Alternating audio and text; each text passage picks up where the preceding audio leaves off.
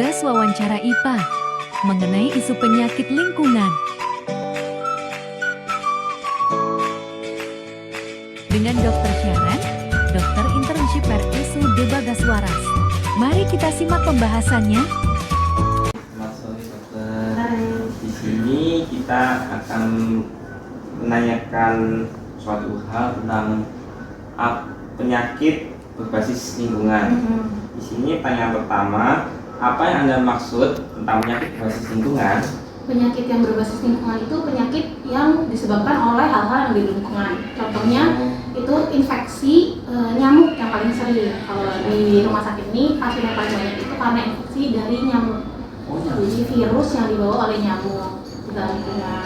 Atau yang dari kencing tikus atau racun yang ada di tikus, itu namanya leptospirosis, itu hitungannya. Jadi dari hal-hal yang ada di lingkungan penyebabnya. Baik, lanjut ke pertanyaan nomor 2. Apa saja jumlah penyakit berbasis lingkungan yang sering terjadi di daerah kita? Jadi kalau di daerah di sini di Klaten, paling sering yaitu yang tadi karena nyamuk. Contohnya demam berdarah. Bisa sampai penurunan kesadaran kalau dia sampai shock atau pasiennya tensinya turun, nadinya lemah. Oh, baik. Lanjut ke pertanyaan ketiga ya. Apa faktor-faktor yang menyebabkan seseorang terkena penyakit berbasis lingkungan? Mungkin dari lingkungannya sendiri yang kurang bersih sanitasinya, dari kebersihannya. Mungkin kalau misalkan penyebabnya nyamuk, berarti karena banyak sarang nyamuknya. Jadi contohnya kayak air yang menggenang atau sering menggantung baju di dalam rumah. Terus banyak genangan-genangan yang tidak dikuras atau dibersihkan, itu bisa jadi sarang nyamuk. Baik. Pertanyaan nomor 4, bagaimana lingkungan mempengaruhi penyebaran penyakit? Dari penyebarannya itu karena ada sarang-sarangnya seperti yang udah dijelasin tadi. Jadi karena lingkungannya tidak bersih, jadi nyamuknya atau vektornya itu semakin banyak.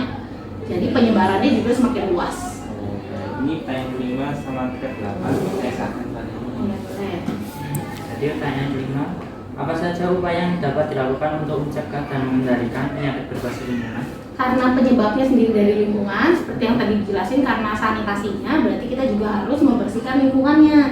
Jadi kalau misalkan penyebabnya nyamuk, yang paling sering ya, berarti kita harus menguras bak-bak mandi atau membuang air-air yang tidak terpakai yang menggenang. Gitu. Kalau misalkan ada genangan air habis hujan, harus segera dikuras. Kalau ada penampungan seperti biasanya, kalau di rumah itu banyak yang pot-pot yang menggenang atau pot-pot yang udah nggak kepake, keisi air atau bekas kaleng bekas cat keisi air, itu harus dibuang airnya karena kalau nggak bisa jadi sarang nyamuk. Kalau misalkan menggantung pakaian di dalam rumah itu juga bisa menjadi sarang nyamuk, jadi suka nyelip si nyamuknya di sela-sela baju. Jadi sebaiknya dimasukin ke lemari, jadi nggak boleh digantung secara bebas. Yang keenam, peran apa yang dapat dimainkan oleh masyarakat dalam upaya pencegahan penyakit berbasis lingkungan? Paling sering itu, ini juga salah satu program dari Puskesmas ya, namanya penyelidikan pencarian jentik nyamuk. Jadi jentik-jentik nyamuk juga biasanya dicari sama Puskesmasnya buat dibuang kayak yang tadi sudah jelasin. Jadi dibersihin lingkungannya, dibuang-buang airnya, terus dikuras kolam-kolam yang tidak terpakai atau genangan-genangan air yang tidak terpakai. Baik.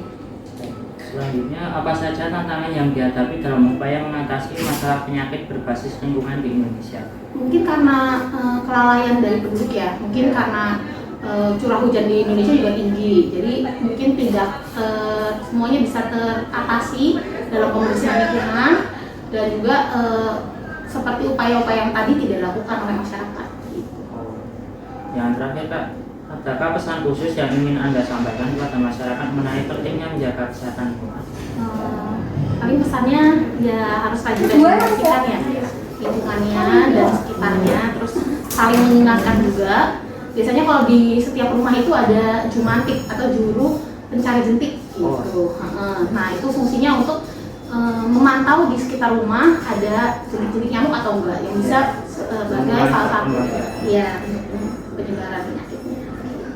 Baik, Terima kasih ya telah meluangkan waktunya untuk kami. Mohon maaf apabila ada pekerjaannya terganggu karena tugas ini. Saya ucapkan terima kasih banyak. Selamat berbuat. Terima kasih banyak ya.